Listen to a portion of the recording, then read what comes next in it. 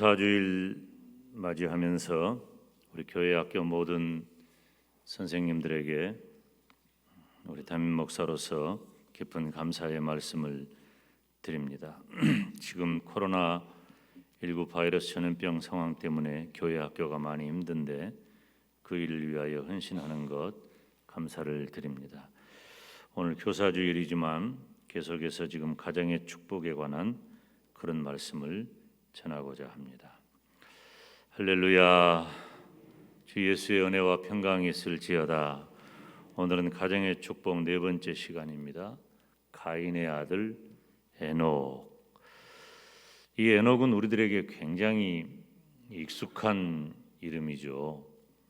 창세기 5장 21절부터 24절에 에녹이라고 하는 인물이 등장하는데, 그 에녹이라고 하는 인물은 하나님과 동행했던 사람이에요. 그래서 인류 최초로 죽음을 보지 않고 하나님이 데려가신 인물이 됩니다. 아마 이 에녹처럼 이 시대에 본받을 만한 신앙 찾기가 쉽지 않다. 그래서 이 창세기 5장에 등장하는 에녹은 참 이 설교하기 좋은 인물이고 설교하기 좋은 주제입니다. 그런데 오늘 본문에 등장하는 에녹은 그렇지를 못해요. 사실은 오늘 주요한 내용은 가인에 관한 설교죠. 부모로서의 가인의 모습을 말하고자 하는 겁니다. 그런데 이 가인과 에녹으로 이어지는 이 가계가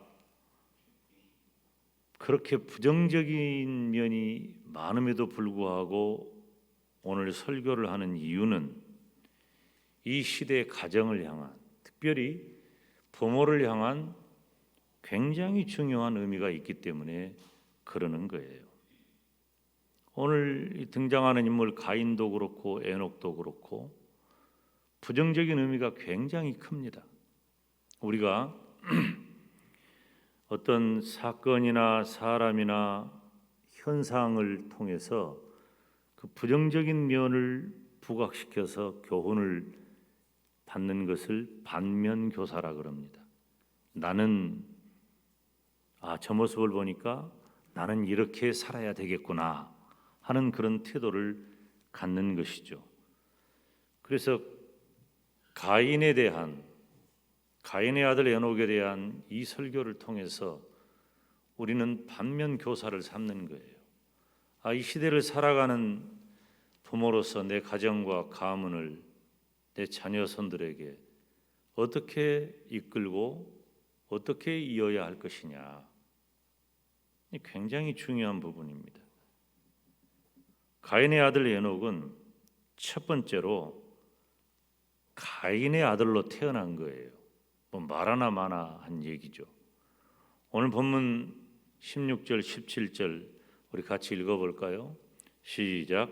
가인이 여호와의 앞을 떠나 나가 에덴 동편 놋 땅에 거하였더니 아내와 동침하니 그가 잉태하여 에녹을 낳은지라. 아멘. 가인이 여호와의 앞을 떠나 그랬죠. 사랑하는 여러분, 예수님을 믿는 성도는 어떤 경우에도 하나님을 떠나면 안 돼요. 여러분, 하나님 떠나지 마시고 하나님과 함께 하시고 하나님과 동행하시고 하나님께 가까이 하시기를 바랍니다. 가인이 원래 그런 사람이었습니다. 가인은 원래 하나님 앞에 산 사람이에요. 그리고 하나님 앞에 제물을 가지고 제사하러 나갔던 사람이 바로 가인입니다. 그런데 가인은 하나님 앞에서, 즉 하나님께 예배하러 나간, 제사하러 나간 그 자리에서 죄를 지은 거예요. 하나님 앞에 제사를 드리러 나갔는데 하나님께서 아벨의 제사는 받으시고 가인의 제사는 거절하셔요. 여러분, 이 짧은 말 한마디가 엄청난 차이입니다. 하나님이 예배를 받으시는 것과 예배를 거절하시는 것. 지금 우리가 하나님께 예배를 드리고 있잖아요. 우리가 드리는 이 예배를 하나님께서 받으시기를 주님의 이름으로 축원합니다. 이게 행복인 거예요. 이게 기쁨인 거예요. 이게 감사인 거예요. 그런데 하나님께서 예배를 거절하신다? 이건 비극이에요. 이건 비참한 겁니다. 그런데 하나님께서 가인의 제사를 거절하셨어요. 그리고 가인의 제사를 거절하자 가인은 하나님 앞에 또 다른 범죄를 합니다. 아벨을 죽여버린 거예요. 인류 최초의 살인자가 된 것이죠. 그런 가인을 향해 하나님은 심판하시는데 하나님의 심판이 무엇이냐면은 너는 내 곁에서 떠나라. 하나님 앞에서 떠나버리는 거예요. 가인은 더 이상 하나님을 배울 수가 없어요. 여러분, 하나님은 영이시니까 눈에 보이지 않죠? 눈에 보이지 않는 하나님을 떠난다는 게 어떤 의미일까요? 이건 눈에 보이지 않더라도 눈에 보이는 그 어떤 것을 상실한 것과는 비교할 수 없는 비참함, 고통, 비극이라는 것이죠. 인간은 본래 하나님을 섬기는 자로 지음을 받았어요. 하나님께서 인간을 지으시고 얼마나 좋아하셨습니까? 하나님이 보시기에 심히 좋았더라. 너무너무 좋아하셨어요.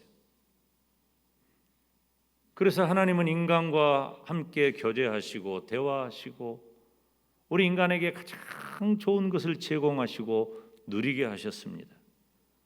그런데 예배자로서 하나님께 나아갈 수 없다는 것은 얼마나 무거운 형벌입니까? 이 교회 안에서도 범죄한 성도들에 대해서 책벌을 하는 경우가 가끔 있죠. 그럴 때 그 책벌의 수위가 범죄한 정도에 따라 달라져요. 심한 경우에는 수찬 정지한다든지 혹은 출교를 하는 경우도 있어요. 당신은 더 이상 우리 교회 성도가 아니요 라고 제명 출교해버리는 거예요. 교회가 여기밖에 없냐 이런 생각을 할지 모르겠지만은 이건 엄청난 비극입니다. 하나님 앞에 떠난 거예요. 가인은 그 부모인 아담과 하와가 가인의 어머니 아버지잖아요. 그 아담과 하와가 어떻게 되었어요? 범죄한 것 때문에 에덴 동산에서 쫓겨났잖아요. 그런데 에덴 동산에서 쫓겨난 그 아담과 하와가 머무른 그곳에서 또 더 멀리 떨어지게 된 것입니다. 가인이 여호와 앞을 떠난 것은 첫째로 하나님의 심판이기도 하지만은 다음으로는 자신이 스스로 선택해서 하나님과 멀어진 거예요. 그런 가인의 아들 에녹, 하나님을 떠난 가인의 아들로 태어난 거예요. 그 부모가 하나님을 떠난 자가 된 거예요. 하나님을 떠난 자의 아들로 에녹이 태어난 겁니다. 부모의 불신앙은 비극적인 인생의 시작입니다. 오늘 예배하러 나온 우리 중에는 우리 교회는 역사가 있기 때문에 오래도록 신앙생활을 하고 몇 대에 걸쳐서 믿음을 가진 성도들이 더러 있습니다. 정말 복된 일입니다. 그러나 우리 중에는 또 당대에 제가 그런 경우죠. 저희 집안은 예수님 믿는 것하고 아무 상관없는 복음의 접촉점이 거의 없는 집안이었어요. 그런데 제가 예수님을 믿게 된 거죠. 제가 예수님을 믿고 또 어머니를 전도하고 그렇게 해서 지금 신앙의 3대째 이어가게 되었어요. 신앙이 당대의 예수님을 믿는 그런 가정은 참 이런 면에 있어서 절실하죠. 제 아내도 있습니다만 제가 고등학교 다닐 때 세례를 받는데 고등학교 1학년 때 봄에 세례를 받았거든요. 세례를 받는데 저는 세례를 받는데 제 친구들은 여러 사람들이 다 입교를 해요. 유아 세례를 받은 거죠. 유아 세례를 받았다는 것은 그 부모님들이 믿음을 가졌다는 거예요. 또 화려해. 제 또래 친구들이 목사님, 장로님, 안수 집사님, 권사님, 집사님 아들 딸들이에요. 너무너무 부러운 거예요. 저는 영적으로 하늘에서 뚝 떨어졌다 그런 표현을 많이 합니다.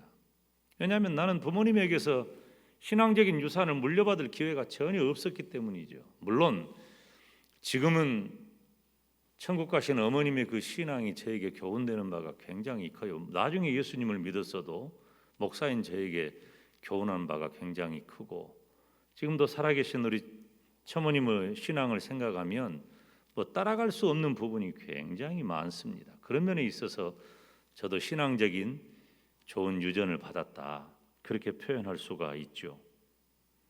그런데 부모가 불신앙 가운데 거하잖아요. 부모가 하나님을 떠나 있잖아요. 이것은 바로 자식들의 인생이 비극이 시작되는 거예요. 비극적인 자식들의 인생이 시작되는 겁니다.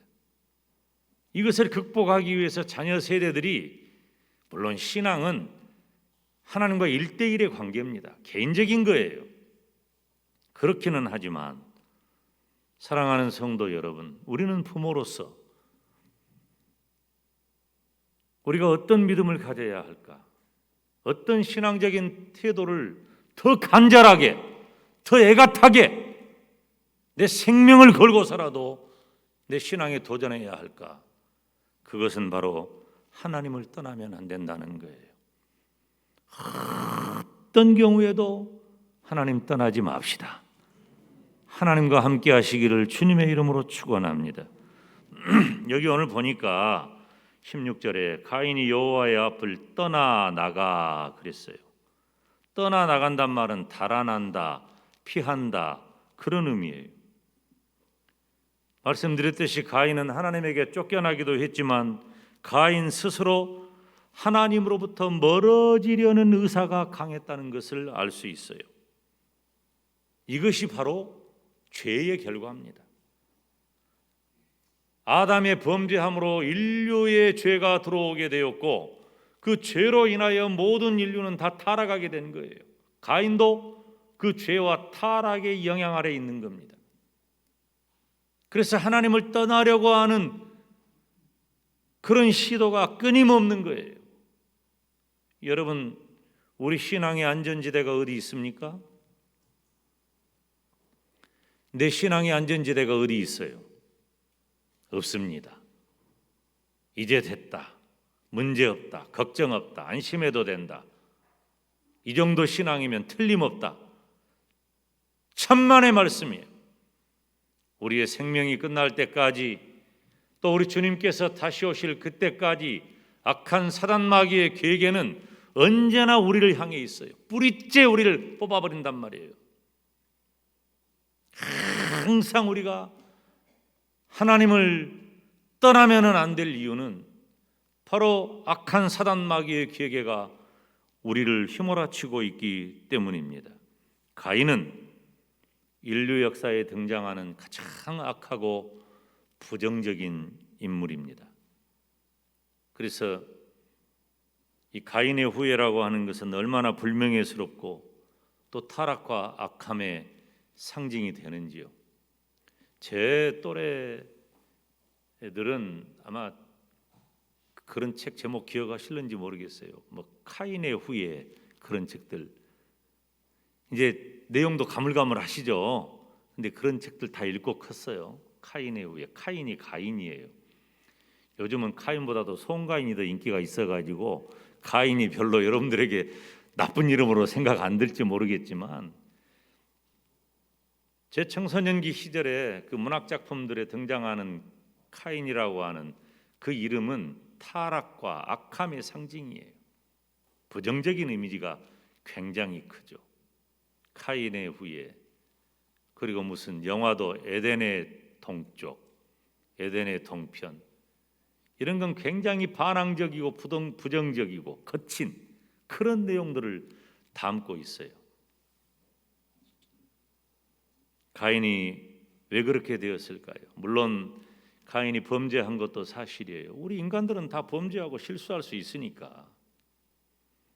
그런데 가인의 진짜 문제는 회개 없이 하나님을 떠나버린 겁니다.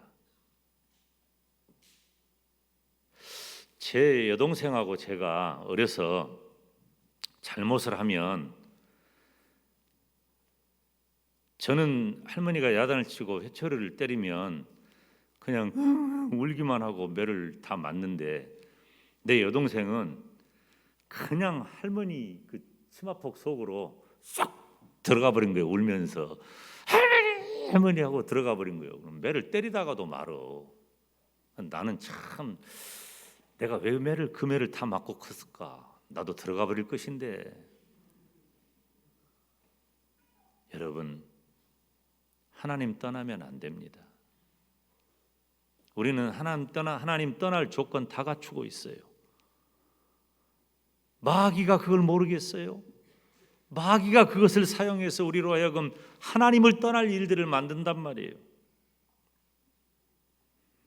가인은 회개 없이 하나님을 떠나버렸고 놋 땅에서 살았어요.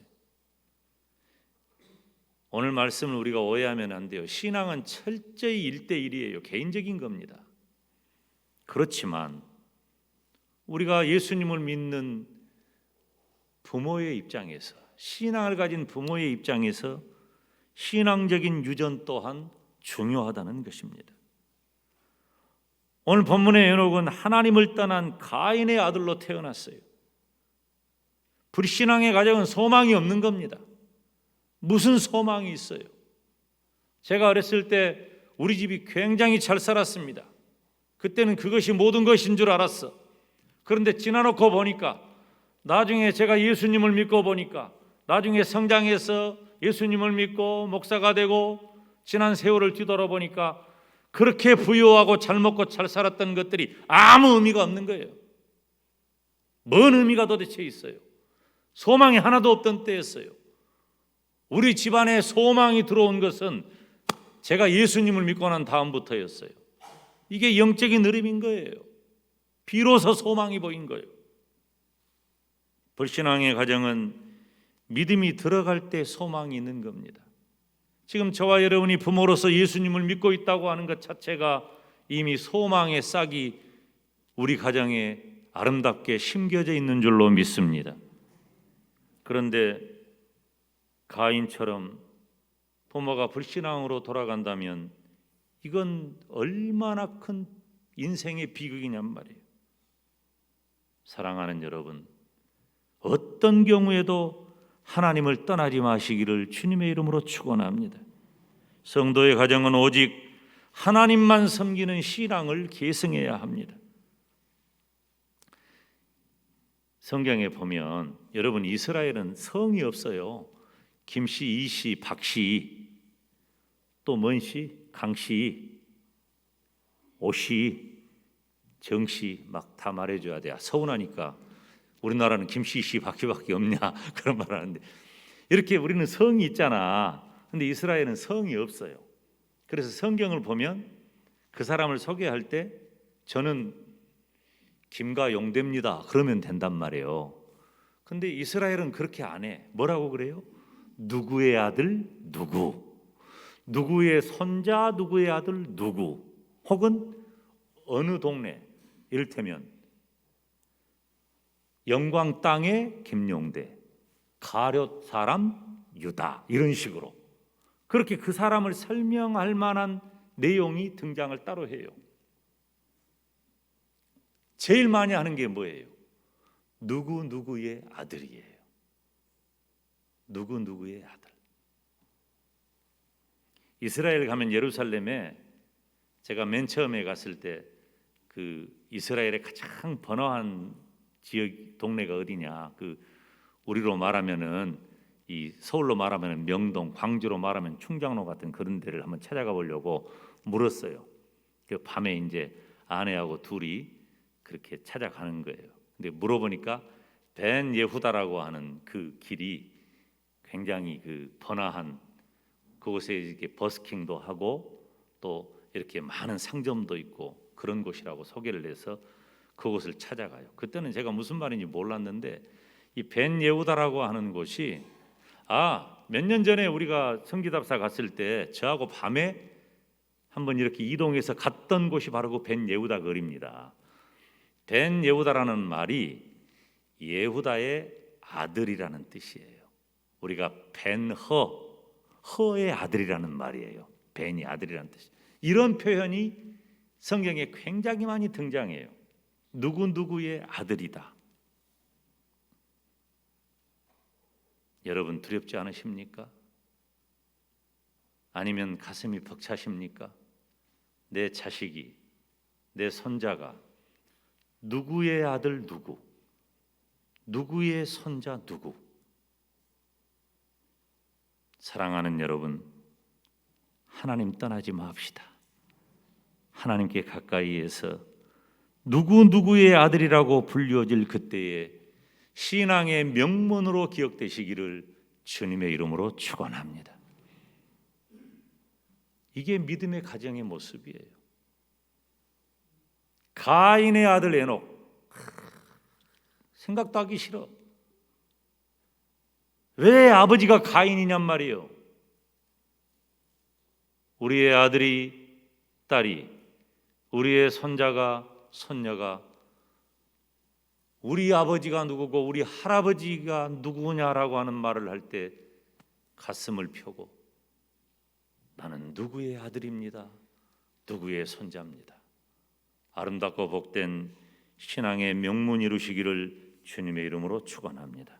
두 번째로 가인의 아들 에녹은 놋 땅에서 살았어요. 오늘 16절에 보니까 가인이 여호와의 앞을 떠나 나가 에덴 동편 놋 땅에 거하였더니 그랬죠. 가인은 이제 하나님으로부터 추방됐습니다.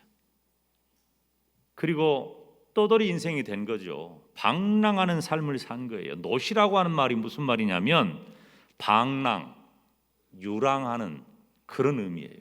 방랑하다, 유랑하다. 여러분, 이 가인은 여행자가 아니에요. 추방당한 떠돌인 거예요. 오갈 데가 없는 나그네, 비참한 거죠.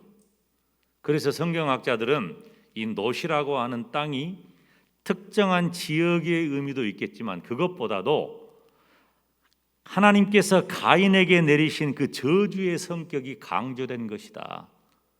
그렇게 이해하는 분들이 굉장히 많아요. 가인의 생활은 어땠습니까?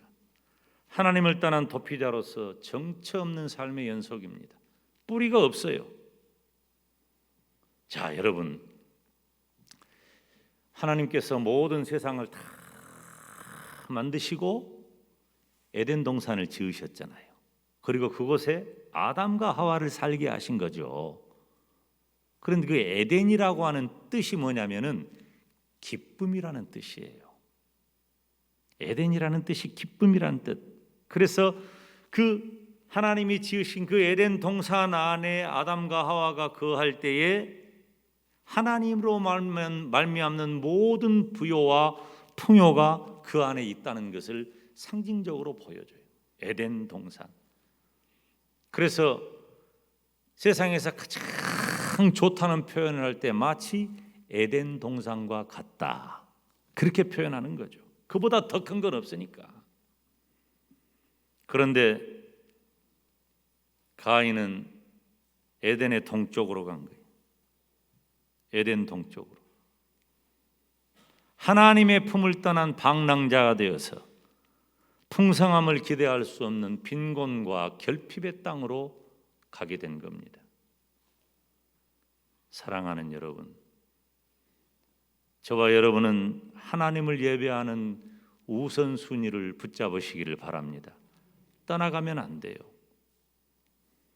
초대교회 교부들 중에는 이 아담의 아들들 중에 두 갈래의 인종이 갈림길이 생겼는데 그것은 바로 교회와 세상이다.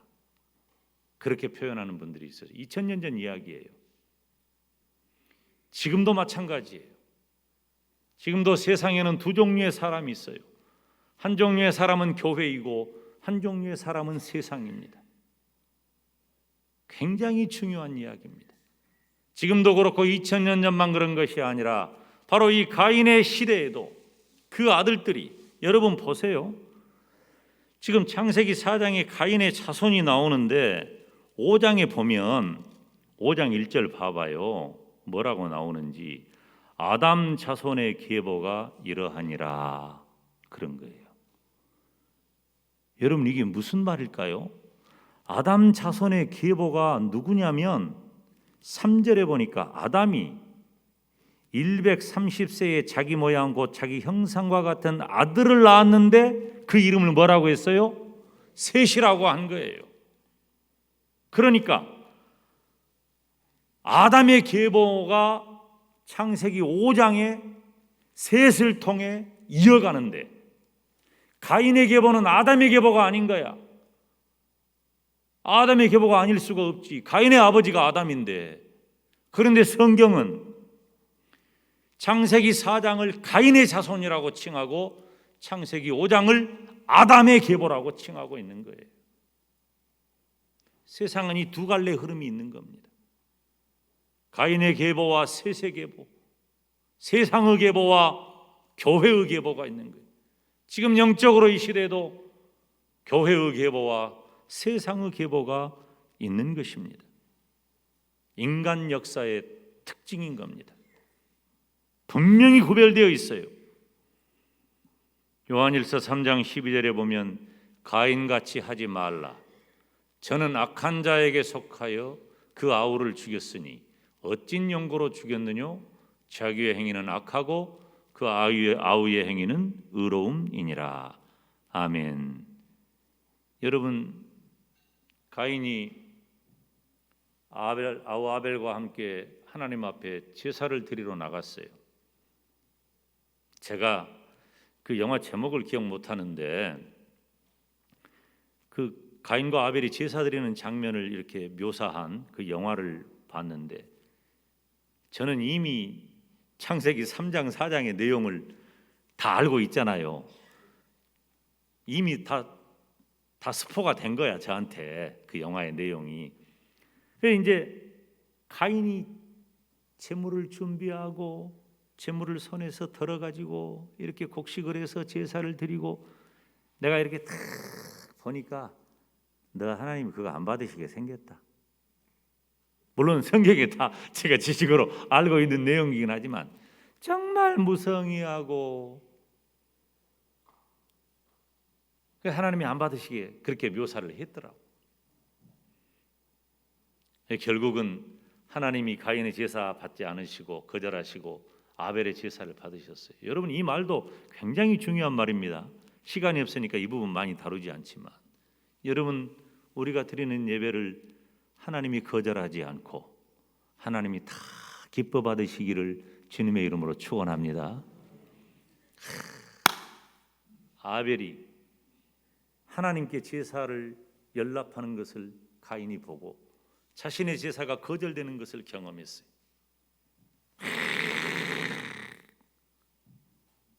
그러면 가인이 일순간에 그것 때문에 분노가 생기고 그것이 폭발해서 아벨을 죽였을까요?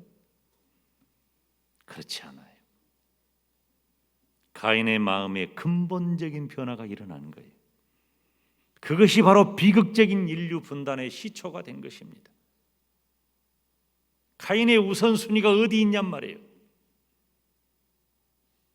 이미 가인의 마음에 근본적인 변화가 일어나는 거예요. 왜 그래요? 바로 인류 최초의 사람 아담에게 죄가 들어왔고 그 죄로 말미암아 타락하게 되었어요. 가인이 고스란히 많이 그것을 받은 거예요. 가인도 죄인이었고 타락한 인성을 갖게 되었어요. 사랑하는 여러분, 가인의 우선순위는 하나님이 아니었습니다. 눈에 보이는 세상과 물질이었어요. 우리가 하나님을 예배할 때에, 우리가 하나님을 신앙할 때 우리 신앙의 우선순위가 무엇이고 어디에 있는지 분명해야 합니다. 여기 오늘 말씀해 보니까 에덴 동편 놋 땅에 거하였더니 그랬죠. 거하였다는 말은 정착한다는 말이고 또는 계속한다는 의미를 같이 가지고 있어요. 창세기 4장 12절에 보니까 하나님께서 네가 밭가라도 땅이 다시는 그 효력을 내게 주지 아니할 것이요 너는 땅에서 피하며 유리하는 자가 되리라. 어마어마한 비극의 말입니다. 가인에게 내려진 저주입니다. 땅에서 피하며 유리하는 자가 되는 거예요. 떠돌이 방랑자, 정처 없는 사람. 그러니까 결국 가인이 어떤 일을 합니까? 나는 이제 하나님으로부터 떠났으니 하나님 말고 의지해야 할 그 무엇이 필요하잖아요. 원래 우리 인간 존재는 하나님을 의지하며 살아야 되는데 하나님을 의지하며 하나님과 함께하지 않으면 반드시 다른 그 어떤 죄악된 일을 하게 되어 있는 거예요.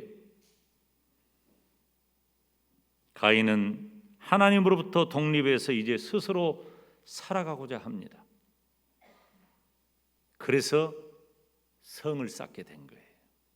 에녹이라고 하는 이름은 헌신하다, 시작하다는 의미예요. 가인에 이어서 에녹에 이르기까지 그리고 그때부터 하나님을 경외하지 않는 인간의 계보가 시작되는 것을 봅니다. 가인과 그의 아들 에녹은 성을 쌓는데 헌신합니다. 에녹은 그의 이름처럼 헌신했지만 완성하지 못해요. 얼마나 비극입니까? 네가 밭을 갈아도 땅이 다시는 그 효력을 너에게 주지 않을 것이다. 성을 쌓는 일에 그렇게 헌신해도 완성을 못해. 계속 떠돌아다녀요. 성을 쌓는다는 것은 하나님 대신에 세상을 사랑하고 자기 기준에 자기 만족의 표준을 새로 삼는다는 거예요. 그 후손들이 지속적으로 성을 쌓았고 니므롯 시대에 바벨탑을 쌓았잖아요. 바벨탑이 완성됐습니까? 그렇게 높은 탑을 쌓아도 하나님이 허물어 버리시고 사람의 말을 다 혼잡게 해서 인류를 흩어지게 만들어 버린 거예요. 여러분, 세상적인 가치와 기준은 우리 눈에 화려하게 보이고 좋아 보이고 그렇게 하면 될 것 같아도 하나님 떠나서 하는 일은 안 된단 말이에요. 예수님을 믿는 성도의 우선순위는 하나님에게 있고 하나님을 예배하는 데 있는 것입니다. 사랑하는 여러분, 죄는 반드시 하나님과 나를 분리시키는 작업을 합니다. 죄가 들어오잖아요. 그러면 나와 하나님 사이가 분리돼요. 참 어쩌면 정확한지 몰라요. 저도 인간적으로 실수하고 범죄할 때 하나님과 분리되는 것을 느껴요. 이 가인은 어떻게 했어요? 회개 없이 떠나버린 거예요. 그런데 하나님께서는 저와 여러분에게 회개의 기회를 주시고 회개할 때 맞아주시는 은혜가 임할 줄로 믿습니다. 죄는 하나님과 분리될 뿐만 아니라 반드시 하나님께서는 죄에 대한 심판을 이루십니다. 하나님을 떠난 삶은 불안할 수밖에 없습니다. 그래서 결국 자신의 안전을 위한 성을 쌓게 되는 거예요. 하나님을 의지해야 할 인간이 하나님을 떠나니까 자신의 안전을 위해 자신의 성을 쌓게 되는 것입니다. 여러분은 지금 무슨 성을 쌓고 있습니까? 여러분이 하나님보다 우선순위에 두는 것이 도대체 무엇입니까? 돈이냐, 명예냐, 학벌이냐, 권세냐? 하나님과 교제가 없는 인생은 일의 성취를 통해 만족을 얻으려고 합니다. 그렇게 되어 있어요. 우리 인간 존재가. 그렇지만 하나님을 경외함이 없는 문화 발전과 스스로의 만족감은 하나님과의 교제를 더욱 단절시킬 뿐입니다. 우리 교회도 며칠 안 있어서 교회 직분자를 세우죠. 일꾼 세워요. 일꾼 세울 때 뭐 하라고 세워요? 일하라고 세운다 그러죠. 그런데 무슨 일을 해요? 하나님이 원하시는 일을 해야지. 이 직분을 맡은 사람들이 하나님이 원하시는 일을 할 만한 믿음이 못 되면 자기 일만 해요. 자기 일만. 일만 하는 것 아니에요. 일꾼들은 하나님이 기뻐하시는 일을 하는 사람이 진짜 교회 안에 일꾼이지, 내가 하고 싶은 일 하는 것 아니에요. 일할 데가 없어서 교회 와서 일합니까? 교회에서 꼭 일해야 되는 것은 하나님이 기뻐하시는 일이란 말이에요. 세상에서도 마찬가지예요. 하나님을 온전히 섬기지 못하는 사람은 꼭 자기 일을 한다 그 말이에요. 그래서 우리 자녀들에게 조기 신앙 교육이 중요해요. 무슨 일을 하고 살 것인가? 부모된 저와 여러분은 하나님 제일주의, 예배 신앙을 제일 우선순위로 가지시기를 주님의 이름으로 축원합니다. 성 쌓는 일 말고, 이름 내는 일 말고 하나님을 온전히 예배하는 신앙. 어떤 경우에도 나와 내 자녀는 하나님과 분리되어서 방황하지 아니하고 온전한 믿음의 가정 세우시기를 주님의 이름으로 축원합니다. 기도하겠습니다. 하나님 아버지 감사합니다. 가인의 아들 에녹의 비극을 살피면서 이 시대를 살아가는 부모로서 우리가 어떠한 삶을 살아야 하는지 다짐하고 생각하게 하시니 감사합니다. 어떤 경우에도 하나님 떠나지 않게 하여 주시옵소서. 어떤 경우에도 하나님과 하나님을 예배하는 일에 우선순위를 두게 하여 주시옵소서. 그래서 누구누구의 아들이 어떤 믿음을 가졌는지 신앙의 명문을 이루는 복된 교회, 복된 성도가 되게 하여 주옵소서. 예수님의 이름으로 기도하옵나이다. 아멘.